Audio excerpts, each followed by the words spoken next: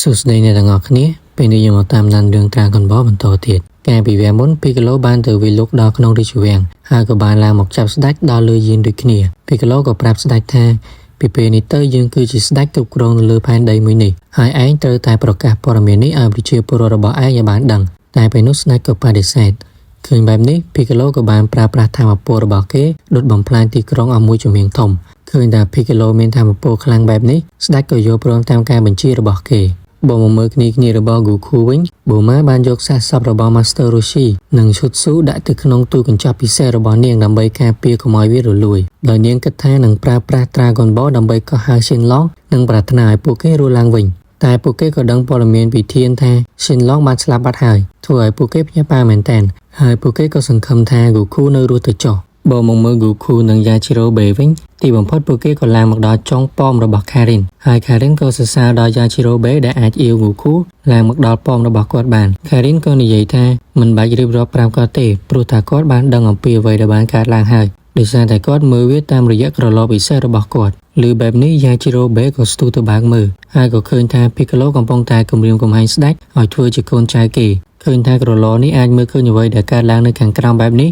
Yajirobe ក៏ជឿថា Karin ពិតជាគ្រូសិល្ប៍ពិតប្រាកដមែន Karin ក៏យកគ្រាប់សិនស៊ូមួយគ្រាប់ឲ្យ Goku ញ៉ាំគ្រាន់តែញ៉ាំហើយរាងកាយរបស់គេក៏ព្យាបាលបានភ្លាម Yajirobe ឃើញថាម្ហូបដែលមានឈ្មោះសិនស៊ូគ្រាន់តែជាគ្រាប់សណ្ដែកមួយធ្វើឲ្យគាត់ខឹងខ្លាំងមែនទែនហើយក៏កញ្ឆក់យកក្រឡគ្រាប់សិនស៊ូពី Karin និងញ៉ាំយ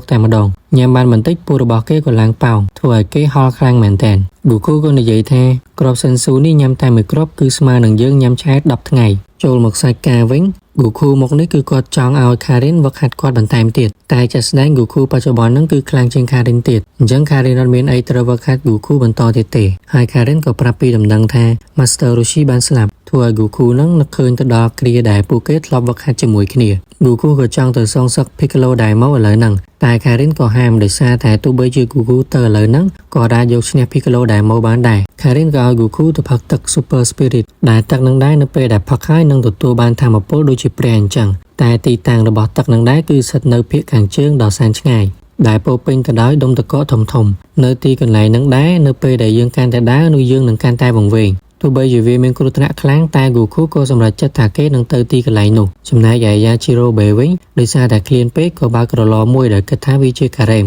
តែក៏ត្រូវធ្លាក់ចូលទៅក្នុងនឹងបាត់ទៅហើយតាមពិតនៅក្នុងក្រឡនឹងគឺជាទីតាំងនៃតំបន់ដែល Goku ត្រូវទៅមុននឹងចូលទៅ Karin ក៏ផ្ដាំ Goku ឲ្យប្រយ័ត្នជាមួយនឹងភាពងងឹតដោយសារតែភាពងងឹតអាចធ្វើឲ្យមនុស្សដែលនៅទីនោះមើលឃើញថាវាគឺជាភាវៈដែលមានជីវិតហើយភាពងងឹតនោះក៏អាចលាក់ទឹក Super Spirit ពីមនុស្សដូចគ្នានៅពេលដែលចូលមកដល់ក៏បានដើរទៅជួបគ្នាជាមួយ Yajirobe ដែលកំពុងតែអង្គុយនៅទីនោះដោយសារតែគាត់អាចរកផ្លូវចេញមកវិញឃើញតែនៅពេលដែលពួកគេដើរត្រឡប់ទៅវិញក៏ឃើញថាផ្លូវមុននោះគឺត្រូវបានផ្លាស់ប្ដូរហើយពេលនោះតកកក៏ប្រេះហើយក៏លេចចេញនៅបិសាចតកមួយក្បាលឃើញបែបនេះ Yajirobe ក៏ហត់ទៅកាប់វាដាច់ជាពីរតែបិសាចនោះក៏ដុសខ្លួនចេញមកវិញឃើញបែបនេះ Goku ក៏ហត់ចូលម្ដងតែលទ្ធផលនៅតែដូចគ្នាគ្មានជំរឿ Goku ក៏ប្រើប្រាស់កាមេហារបស់គេបាញ់កំទេចបិសាចតកនោះតែនៅតែអាចធ្វើអីបានពួកគេក៏នាំគ្នារត់ទាំងពីរនាក់ដោយ Goku ជិះពីលើ Yajirobe ហើយក៏ធ្លាក់មកដល់កន្លែងមួយទៀតនៅទីកន្លែងមួយទៀតវិញភាពងងឹតក៏បានបន្លំខ្លួនធ្វើជា Master Roshi Goku និង Yajirobe វិញនៅពេលដែលដើរមកដល់ផ្លូវបែកជាពីរ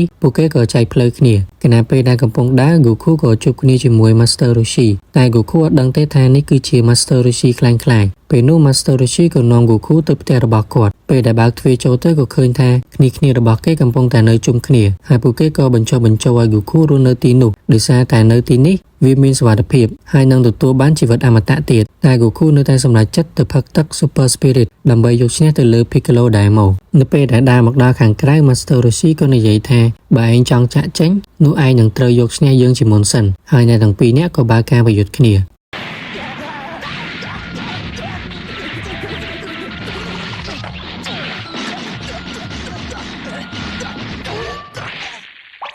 កំពុងតែវាយគ្នាសុកស្រាប់តែ Yajirobe ក៏ធ្លាក់មកបុក Goku ធ្វើឲ្យគេធ្លាក់ពីលើចម្រៀងឃើញអាកាសបែបនេះ Master Roshi ក៏បញ្ជាឲ្យ Goku ទម្លាក់ Yajirobe តែ Goku មិនព្រមទោះបីជា Master Roshi វាយផងធាក់ផងឆក់ផងក៏ Goku នៅតែមិនប្រឡែងឃើញថា Goku មានចិត្តបរិសុទ្ធបែបនេះ Master Roshi ក៏រលាយខ្លាយទៅជាបិសាចទឹកហើយក៏ឲ្យទឹក Super Spirit ទៅ Goku ផឹក តែទឹកនេះដែរនៅពេលដែលផឹកចូលទៅក្នុងខ្លួនបើសិនជារាងកាយនោះមិនមានធម៌ពលខ្លាំងឬការកាត់ខ្លាំងទេនោះវានឹងធ្វើឲ្យអ្នកផឹកនោះស្លាប់បានវិស័យហ្នឹងក៏បន្តទៀតថាទឹកនេះនៅពេលដែលផឹកទៅនោះវានឹងដោះសោរាល់ធម៌ពលដែលមាននៅក្នុងរាងកាយប៉ុន្តែបើសិនជារាងកាយនោះមិនមានធម៌ពលអ្វីលាក់ទុកទេវាប្រៀបដូចជាផឹកទឹកថ្នាំពុលអញ្ចឹងទោះបីជាដឹងថាវាអាចជាថ្នាំពុលក៏ដោយក៏ Goku សម្រេចចិត្តថាផឹកវាដែរបន្ទាប់ពីផឹកហើយយើងឃើញថា Goku ពិបាកក្នុងខ្លួនមែនទែនតែមកនៅខាងក្រៅវិញស្ដេចក៏បានប្រកាសថាគាត់បានចុះចេញពីបល្ល័ង្កហើយចំណែកឯស្ដេចថ្មីដែលឡើងគ្រងរាជសម្បត្តិមានឈ្មោះថា Piccolo Daimon ស្ដេចក៏ឆ្លៀតនិយាយថាការគ្រប់គ្រងរបស់ Piccolo Daimon នឹងធ្វើឲ្យពិភពលោកមួយនេះរលាយ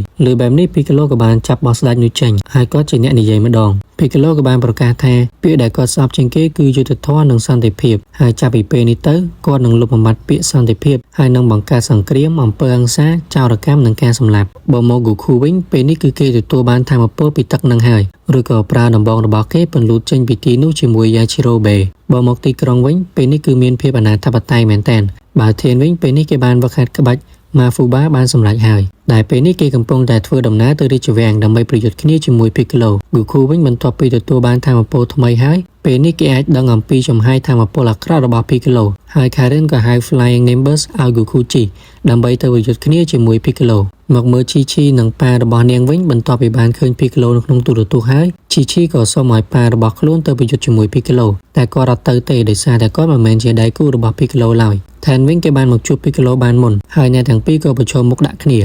តែ Piccolo គាត់អត់វាយជាមួយថែនទេគឺគាត់បានបង្កើតកូនរបស់គាត់ដែលមានឈ្មោះថាតារាមវាយជំនួសគាត់វិញយើងឃើញថាថែនអាចយកឈ្នះទៅលើតារាមបានទេរាល់ក្បាច់របស់ថែនគឺសុទ្ធសឹងតែត្រូវបានតារាម counter បើមក Goku វិញខណៈពេលដែលគេហោះតាមផ្លូវក៏ឃើញថាប៉ូលីសជាច្រើននឹងបានចង់មកសម្លាប់ប៉ារបស់ Chi-Chi តាមការបញ្ជារបស់ Piccolo ដោយសារតែគាត់គឺជាអ្នកដែលចេះក្បាច់គុណម្នាក់ដែរតែក្រកំភ្លើងក៏អាចបាញ់ទម្លុះសាច់គាត់បានទេឃើញបែបនេះប៉ូលីសម្នាក់ក៏បានដករ៉ុកកាតមកបាញ់ធ្វើឲ្យប៉ារបស់ Chi-Chi ភ័យខ្លាំងមែនទែនតែសំណាងអី Goku ក៏បានមករងជំនួសហើយក៏ដេញប៉ូលីសទាំងអស់នោះឲ្យរត់ចេញអស់បាត់ទៅយ៉ាំឆានិងគ្នារបស់ Goku វិញពួកគេកំពុងតែរៀបចំអីវ៉ាន់ដើម្បីមកតតាំងជាមួយ Piccolo ដូចគ្នាបើមកថែនវិញគេនៅតែមិនអាចយកឈ្នះតារាមបានតែនៅពេលដែលត្រាំភ្លេចខ្លួនថែនក៏វាយគេបានខ្លះៗតែនៅតែមិនអាចធ្វើឲ្យបានដូចគ្នាទៅពេលដែល Piccolo គិតថាថែនចាញ់ហើយគាត់ក៏ដើរចេញតែនេះជាល្បិចរបស់ថែនទេគេបានគប់ឆ្នាំងដាំបាយអគ្គិសនីរបស់ Master Roshi ចេញមកធ្វើឲ្យ Piccolo ភ័យខ្លាំងមែនទែនហើយក៏ប្រើប្រាស់ក្បាច់ Mafuba ចាប់ Piccolo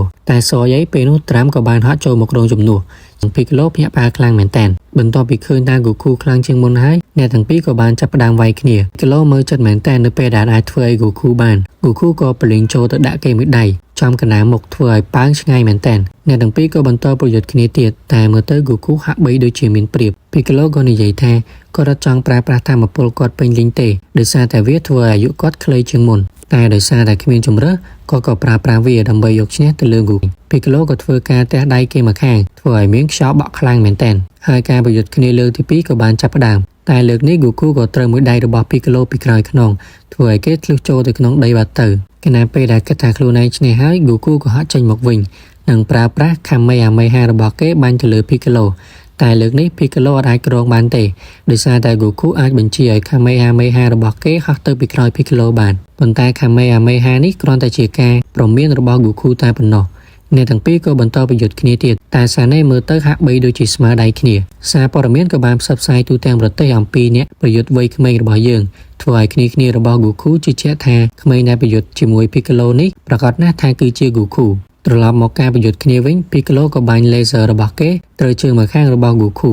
តែ Goku ក៏ប្រើប្រាស់ដំបងរបស់គេហាក់ទៅរក Piccolo ក៏បានដំឡើងធម៌ពលរបស់គេបន្ថែមហើយក៏បាញ់ទៅកាន់ Goku តែ Goku ក៏ព្យាយាមគេចដូចគ្នាតែនៅតែគេចមិនផុតធ្វើឲ្យទីនោះផ្ទុះខ្លាំងមែនទែនដូចជាគេទម្លាក់គ្រាប់នុយក្លេអ៊ែរមួយអញ្ចឹងហើយរាជវាំងដែលជាទីកន្លែងពួកគេប្រយុទ្ធគ្នាក៏ឆេះខ្ទេចខ្ទីដូចគ្នាឃើញបែបនេះ Piccolo ពិតជាសប្បាយចិត្តមែនទែនដោយសារតែគាត់បានសម្លាប់ Goku បានហើយតែជាក់ស្ដែងគឺ Goku កំពុងតែឌឺគាត់នៅលើមេឃដោយសារតែបានថែនប្រើប្រាស់ក្បាច់សម្រាលខ្លួនរបស់គេជួយ Goku ទាន់ពេលវេលាតែថែនប្រើក្បាច់សម្រាលខ្លួននេះបានតែម្ដងនឹងទេដោយសារតែគេអស់កម្លាំងពីខ្លួនហើយ Piccolo ក៏ប្រើប្រាស់ក្បាច់នោះម្ដងទៀតតែលើកនេះ Goku ក៏ហត់ទៅដាល់គេមួយទំហឹងតែ Piccolo នៅតែអាចបាញ់វាចេញមកធ្វើឲ្យទីនោះផ្ទុះជាលើកទី2តែលើកនេះ Goku អាចទ្រទ្រង់បានឃើញថា Goku នៅរស់បែបនេះធ្វើឲ្យ Piccolo ភ័យខ្លាំងមែនទែនរួចក៏យកធានធ្វើជាចំណាត់ខ្មាំង គ្នារបស់ Goku ក៏ចិត្តមកដល់ទីកន្លែងដែលពួកគេប្រយុទ្ធគ្នាដូចគ្នាហើយ Yajiro Be វិញក៏កំពុងតែសម្រេចចិត្តថាគួរទៅជួយ Goku ឬក៏អត់តែចុងក្រោយក៏សម្រេចចិត្តថាអត់វិញ Piccolo បានគំរាម Goku មិនឲ្យចូលមកចិត្តគេទេបើសិនជាមិនចង់ឲ្យគេសម្លាប់ថែន Piccolo ក៏យកដុំថ្មផ្លុំតម្រង់ទៅបំបាក់ដៃនិងជើងរបស់ Goku ទាំងសងខាងធ្វើឲ្យ Goku ដេកដួលនៅមួយកន្លែង Piccolo ក៏ហោះឡើងទៅខាងលើនិងហោះមួយទំហឹងមកបុក Goku តែ Goku ក៏ប្រើប្រាស់ដៃគេដែលនៅសល់ម្ខាងបាញ់ Kamehameha ហើយហោះឡើងទៅលើហើយអ្នកទាំងពីរក៏បុកគ្នាតែអ្នកដែលឈ្នះគឺជា Goku